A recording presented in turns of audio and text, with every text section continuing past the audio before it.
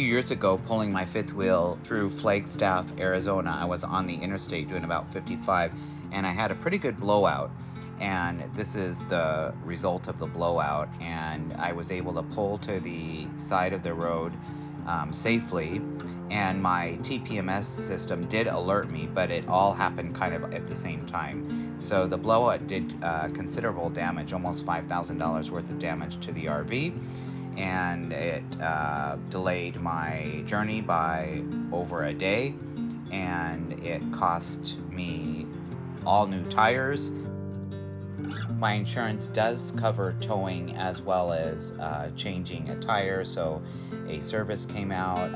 I had to wait about an hour on the side of a busy interstate highway waiting for the tire to be changed, and he came out. He brought the appropriate equipment and was able to use my spare tire, change the tire, and I was able to get to a location where I could get new tires.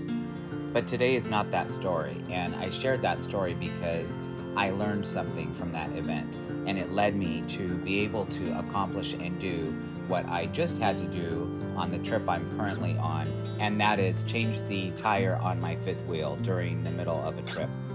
I was prepared with the tools necessary to change a tire, and I had the confidence that I needed.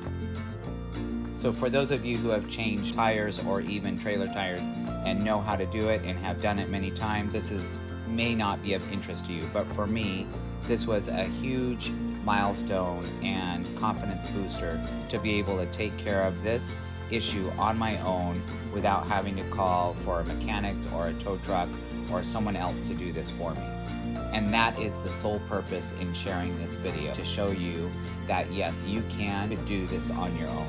So my story starts off today with my TPMS system going crazy. I have two TPMS systems. One is by Tire Minder, and then the other is a GMC built-in, and it looks similar like this on my dash. I was on the freeway and I got an alert from the truck first showing me that my temperature was high. These aren't the real temperatures, these are just an example, these pictures here. But it had gotten up to 170. I got an alert that the PSI started falling, and it started falling fast. So I knew I had a problem. Fortunately, I was able to pull off into a pretty large vacant parking area, and this is what I discovered, and I could just hear the air coming out of the tire rapidly. I discovered a slit in the tire. It looked like it was about to burst, so this was the area that looked like it was about to fail.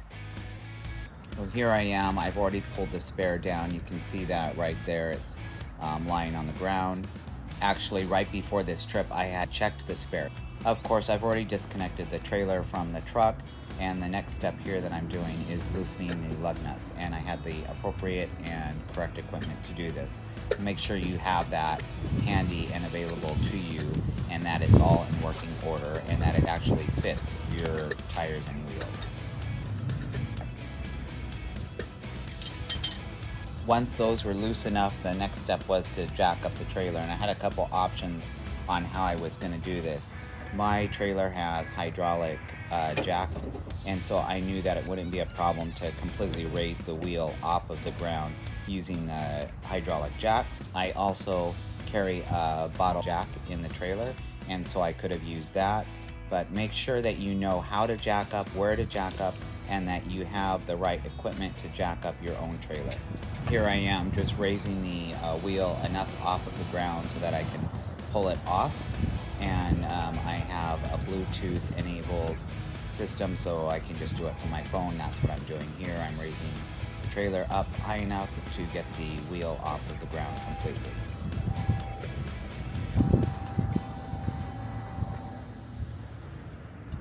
These tires are Goodyear Endurance tires. They're 255 85 R16. They are an E-rated tire, and they're quite heavy actually. I didn't realize when they are on the wheel like this how heavy this was going to be. It was a process for me to be able to actually pull it off and put the new one on because of the weight of the tire, and I was by myself.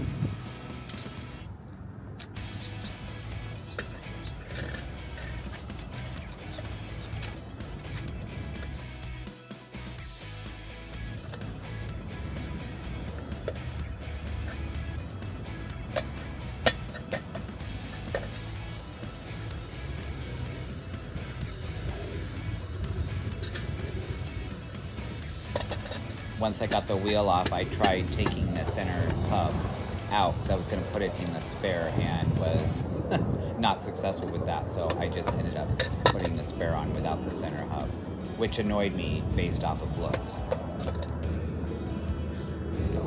As I said earlier, this wheel was super heavy and I wasn't even sure I was going to be able to get it on. And but I did it. It would have been a lot nicer to have someone helping me, and it would have made it a lot easier. I think my back was a little bit sore the next day because of it.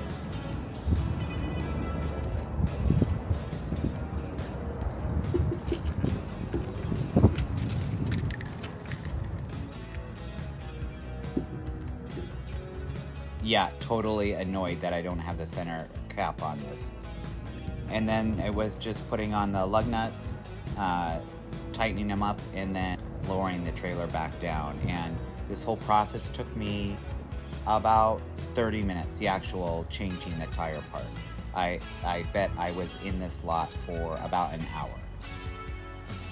Maybe my story and this scenario might seem a bit simple to you, but believe me, as you begin RVing, or maybe you've RV'd for many years or traveled for many years, and as you have these issues arise and these problems come up, you learn how to deal with them, and you learn how to become a handyman, and you learn how to fix things, and you learn how things operate. And as you grow in these areas, and as you learn and discover how to address these problems and resolve them on your own, it's a huge confidence booster. Even if you are a single person and you want to travel, these things that can be intimidating and that you might even have a fear of are things that eventually, as you learn, you'll be able to deal with, and you'll look back and you'll be like, wow, I can't believe I did that, and I can't believe that I ever had a fear of that. No matter how you travel, there's always going to be the fear of the unknown or the unexpected, or you're going to have these moments of frustration. It's not that you can escape those times, but it's rather how you deal with them during that time and how you react, as well as how prepared are you to handle various situations that may come up. And as you grow and as you travel and as you learn and discover and experience, this is all just building on your knowledge, and it's building up your confidence to be able to address the unknown and any of these fears that you might have due to the unknown and unexpected of travel. Lastly, and one final thought I have for you is learn how to read your tires. Google is your best friend with this, but I'm just going to show you very simply how to look for the date on your tire so that you can tell when it is made. Trailer tires specifically probably need to be replaced every 4 years or so, if not sooner, depending on the wear. But if you look at the tire, you'll see DOT followed by a series of numbers. The first two numbers are the week of the year that it is, so in this case it's the 40th week, and the last two numbers are the actual year, 2020. I hope in some small way I've inspired you. Consider subscribing to my channel and joining my traveling community. It does help me and my channel grow, and it helps me to continue to produce content such as this. Share this video with someone, hit the like button, and until I see you in the next video, travel safe.